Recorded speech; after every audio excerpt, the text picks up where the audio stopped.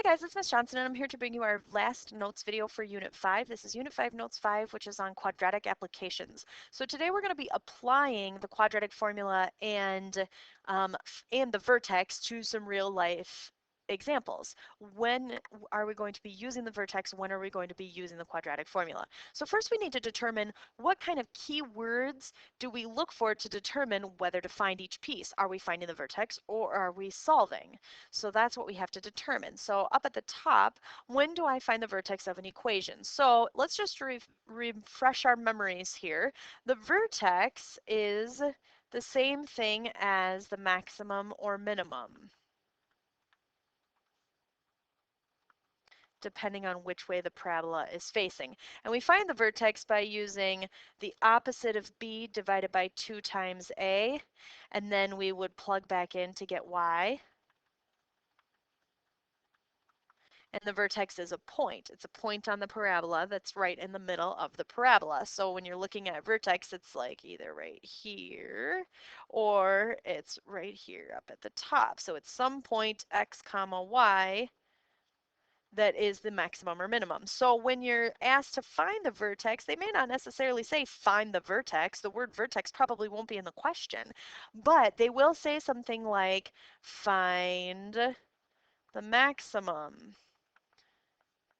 Okay, find the maximum, or same thing, find minimum, or find the greatest whatever. It could be height, it could be profit, it could be any sort of number of words, but these are kind of the things that you're looking for. Find the maximum, find the minimum, find the greatest, or find the least, you know, loss if you're talking about profit and loss. So anytime you're looking for those extreme kind of words, the greatest, the highest, the lowest, max, min, all of those words are going to tell you to find the vertex. Now, what about when we solve? Well, let's just talk about how we solve an equation. We solve a quadratic 3 ways. We can solve by factoring, we can solve by graphing, or we can solve using the quadratic formula.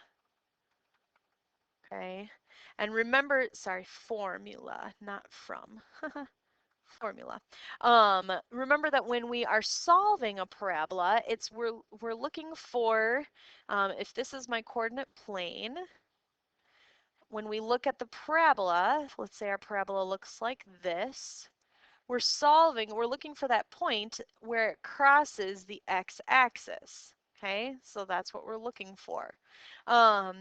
This could be using the quadratic formula, which we all remember, hopefully. We'd have x equals the opposite of b plus or minus the square root of all that stuff, b squared minus 4 times a times c, all divided by 2 times a. That's the quadratic formula, just in case you don't remember. Now, what are some things that tell us to use the quadratic formula? Here's your key words. They may say something like when it hits the ground. Okay, it'll say when does it hit the ground, or when is something at a certain height. So when is it at, 10 feet? Okay, so hello, if I could spell. G-I-G-H-T. If you're looking for solving, you're looking for when, you're looking for the time. Okay, typically you're finding time.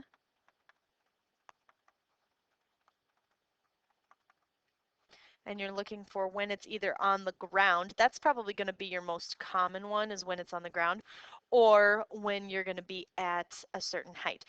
You're also good to note that when you're looking for where something hits the ground, that's when your height is equal to 0. So that's what you would use for height if you're looking for that piece that's on the ground. So let's just take a look at some of these examples. In number 1, it says the height of an object t seconds after it is propelled upward with an initial velocity of v is represented by that equation, where g is the gravitational pull and h is the initial height. So you have all sorts of things in that, all sorts of variables in that question. Part A says, suppose an astronaut on the moon throws a baseball upward with an initial velocity of 10 meters. So I know this is my velocity. 10 meters per second, letting go of the ball 2 meters above the ground. That's my initial height. And suppose the gravitational constant on the moon is 1.6. So I have 1.6 in for G. Determine how many seconds it will take the ball to return to the ground. So let's just start by plugging this into the equation. I have negative 1/2 times the gravitational pull of 1.6 t squared is what I'm finding, plus the velocity is 10, so 10 times t plus the initial height of 2. So there's my equation. Now, the next thing that I recognize is I'm looking for when it hits the ground.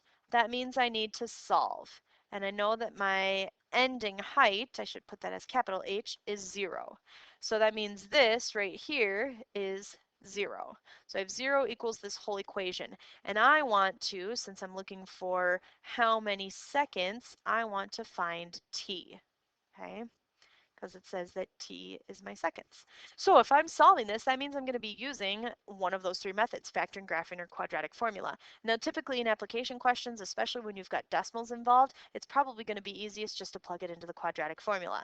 I'm going to start by putting this together. So I have 0 equals negative 0.8 t squared plus 10t plus 2. And I just got that by taking negative 1/2 times 1.6. That's going to be negative 0.8. So then I would go ahead and plug this into the quadratic formula. I'd have t is equal to the opposite of b, that's negative 10, plus or minus the square root of 10 squared minus 4 times a, negative 0.8, times c, which is 2, and that's all divided by 2 times a, which is negative 0.8. Okay, I want you to go through and solve that with using the quadratic formula. Go ahead and pause your video at this time and see if you can get to the same end result that I get to. So when I go ahead and plug this into the quadratic formula, I came down to approximately, I should say approximately 12.7 seconds. Okay, I had two results there, but the 12.7 seconds is going to be my best option because that was the positive result. Now let's take a look at part B. It says, suppose someone threw the ball from the same height and the same velocity on Earth, where the gravitational constant is 9.8. When will a baseball hit the ground? So now this is my G value. That's my gravitational constant. So I need to plug that in. I'm looking for 0 equals negative 1/2 times 9.8 this time. That's still t squared. Everything else is the same. So I know the velocity is the same, and I know that the initial height is the same. If I put these two factors together, negative 1/2 times 9.8 is negative 4.9 t squared plus 10t plus 2. And then I would plug that into the quadratic formula. So that would look like t equals the opposite of b, that's negative 10 still, plus or minus the square root of 10 squared minus 4 times negative 4.9 times 2 all over 2 times negative 4.9. Now go ahead and go through the quadratic formula with that expression. Okay, see if you can simplify all of this. So go ahead and pause your video and see if you can find our result there. When I calculate all of this out, I end up with approximately 2.22 seconds. So check your answers to both of those. I did not take you through the quadratic formula with these two. You've seen me do the quadratic formula lots of times now, so if you need further help with that, I can help you with that, or you can go back and look at some other examples from old note sheets, notes 3 and notes 4. But check your answers with mine and make sure you're getting the right values, making sure you're doing your calculations correct. So on the moon, it took 12.7 seconds for the baseball to hit the ground. On Earth, it took 2.22 seconds for the baseball to hit the ground. Then part C says, compare the time on the moon with the time on Earth. What did you find? Well, the moon is a lot slower. The moon's time is a lot slower. because the gravitational pull is a lot less. So that's how I would answer that interpretation question. Gravitational pull is a lot less. Okay.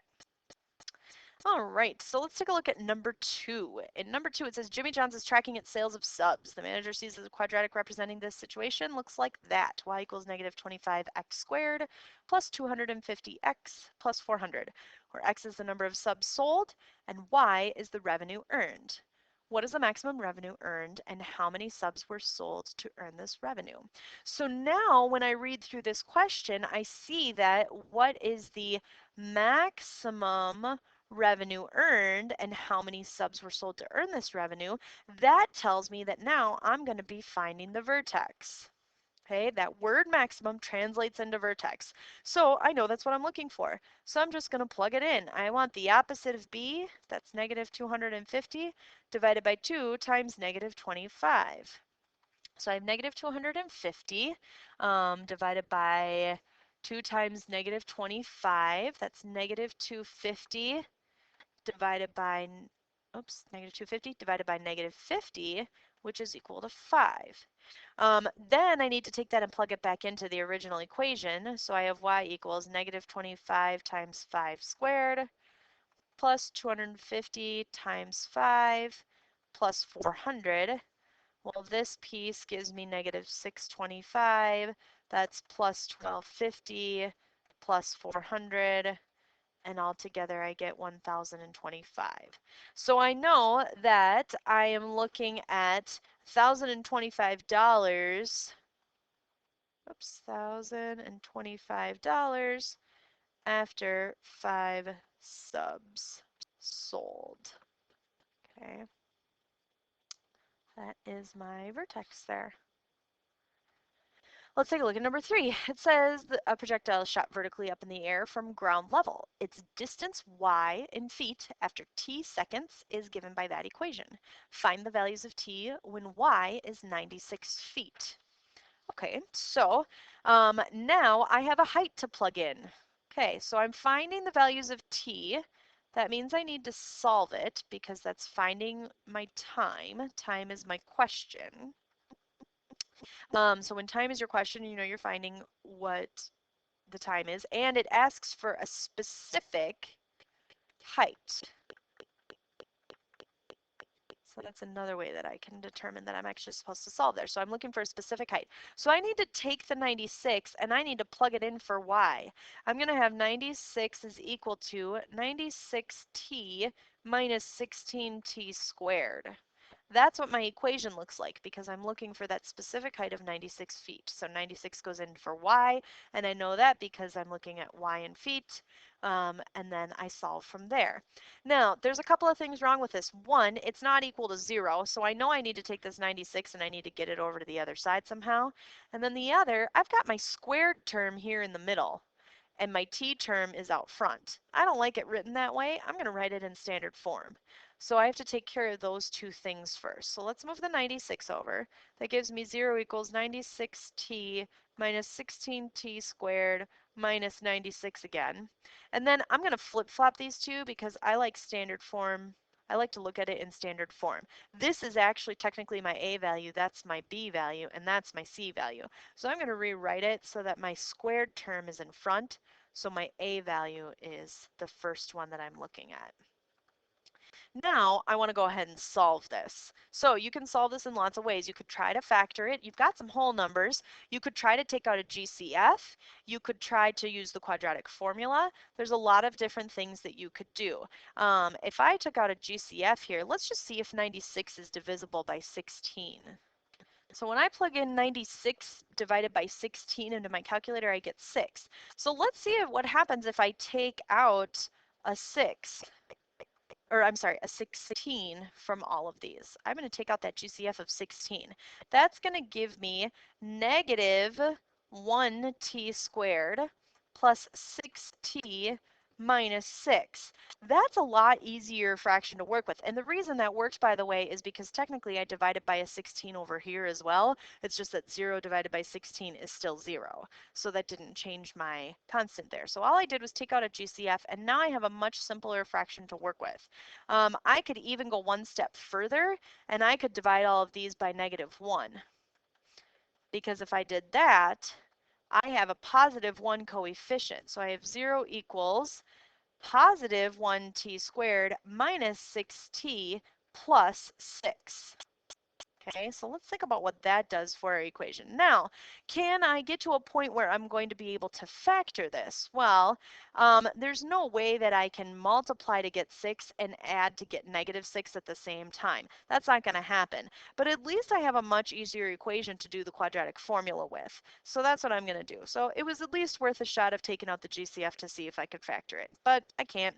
So I'm going to go back and use the quadratic formula.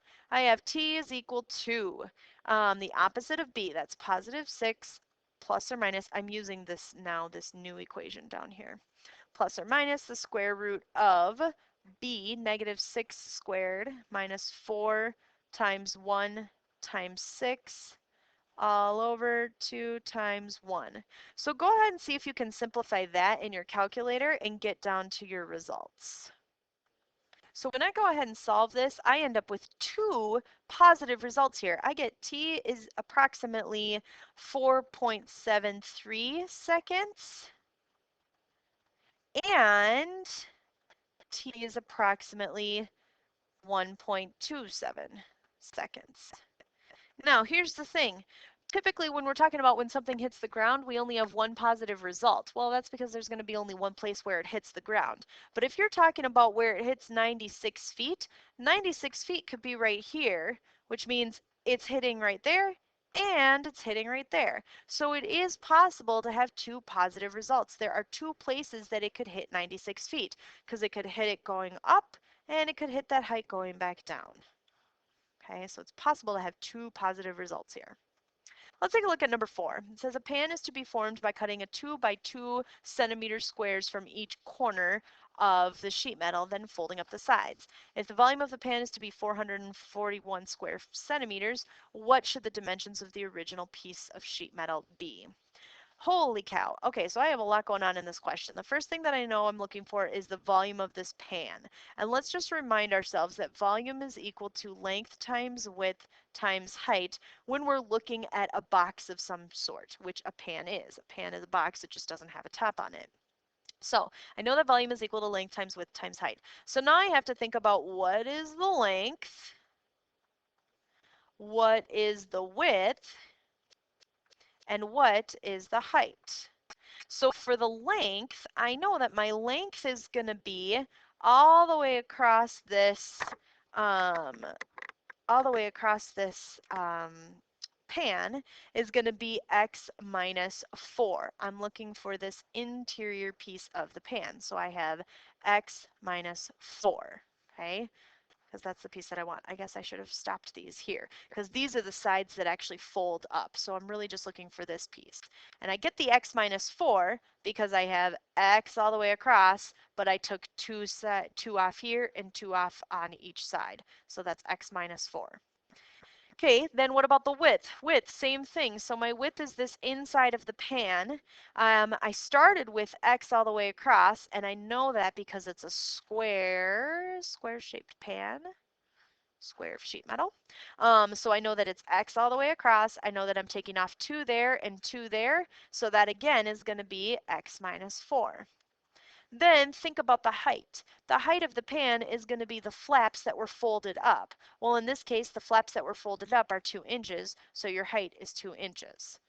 Okay, so there's my dimensions of the pan. Now I need to figure out what does x need to be so that I get a volume of 441 square feet. So I need to simplify this. I'm going to FOIL this out and see what I get.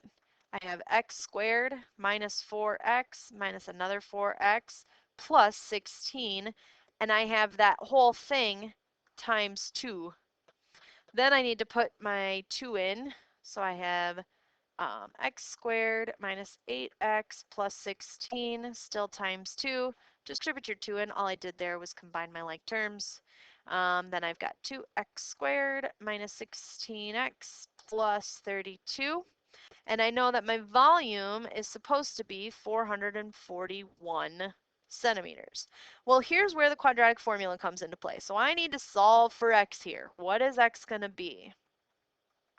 Okay, when I solve for x, that means I need this whole thing to be equal to 0. So I'm going to subtract the 441. And then I have 0 is equal to 2x squared minus 16x. And 32 minus 441 gives me negative 409. Negative 409. Now the quadratic formula comes into play because now I need to do the quadratic formula with these three terms. So I have x is equal to the opposite of b plus or minus square root negative 16 squared minus 4 times a times c all divided by 2 times a. I'm going to go through and solve that. You can go ahead and pause the video at this time, use your calculator, and figure out what you get for that quadratic formula. I get down to a point where x is approximately 18.85 or negative 10.85.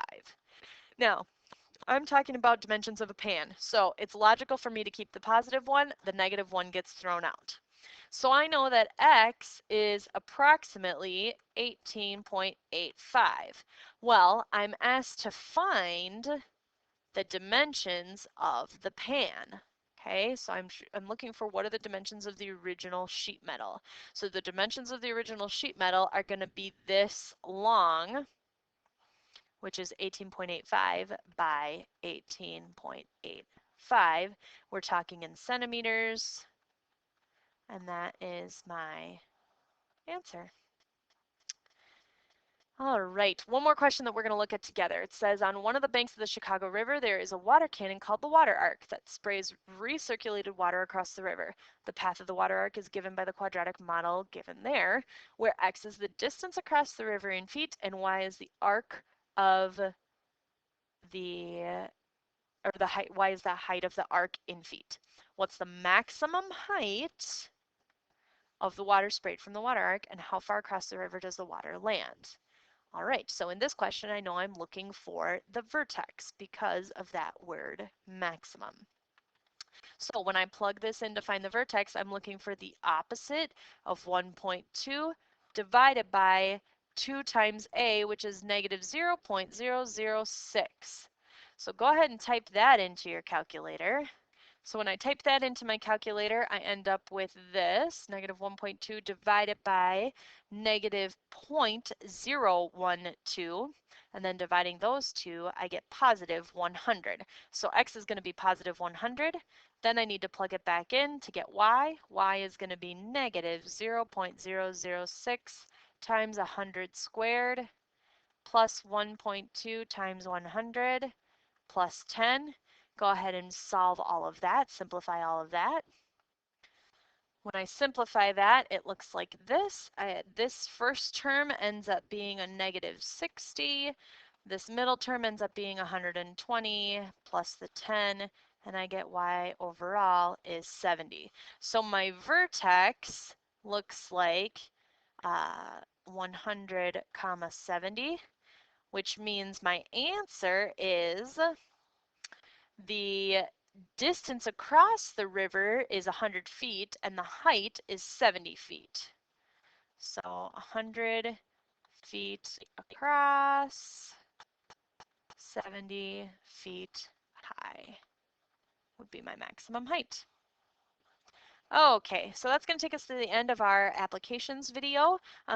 Thanks for listening, and don't forget to check your notes off with Ms. Johnson, and I will see you all another time. Thanks.